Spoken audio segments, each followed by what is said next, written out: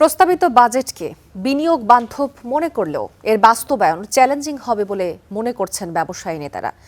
আর বিশেষজ্ঞরা বলছেন কর্মসংস্থান তৈরির জন্য কাঙ্ক্ষিত বিনিয়োগ পেতে নিশ্চিত করতে হবে সঠিক পরিবেশ। বেসরকারি বিনিয়োগে প্রত্যাশিত গতি নেই, নতুন কর্মসংস্থান সৃষ্টিও চ্যালেঞ্জের মুখে। এই বাস্তবতায় 2026-27 অর্থ বছরের জন্য 9,38,000 কোটি টাকার বাজেট ঘোষণা করেছে সরকার। গঠন করতে তাদের জন্য সহজ হবে। সরকারের লক্ষ্য অর্থনীতিকে চাঙ্গা করা, উৎপাদন বাড়ানো এবং কর্মসংস্থান সৃষ্টি। তবে অর্থনীতির কয়েকটি গুরুত্বপূর্ণ সূচক বলছে পথটা মোটেও সহজ নয়।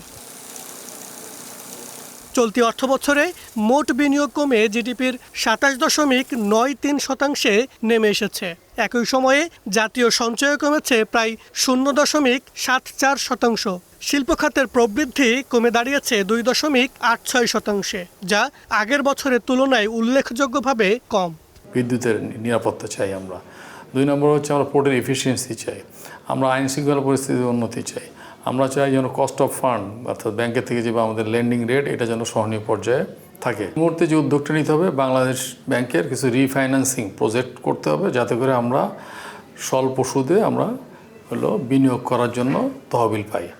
বিশেষজ্ঞদের মতে ঋণের সুদ, জ্বালানি অনিশ্চয়তা, ডলারের চাপ এবং বৈশ্বিক অর্থনৈতিক পরিস্থিতির কারণে বেসরকারি খাত এখনও বড় বিনিয়োগে সতর্ক অবস্থানে রয়েছে।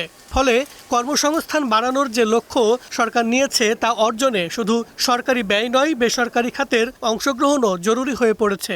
অর্থনৈতিক চ্যালেঞ্জ আছে, inflation high, balance of payment এবং ফরেন এক্সচেঞ্জের দুর্বলতা আছে, আমার এনার্জি এবং এমপ্লয়মেন্টে দুর্বলতা আছে, বিনিয়োগ এবং এক্সপোর্টে দুর্বলতা আছে, ব্যাংকিংয়ে ইনস্টেবিলিটি আছে।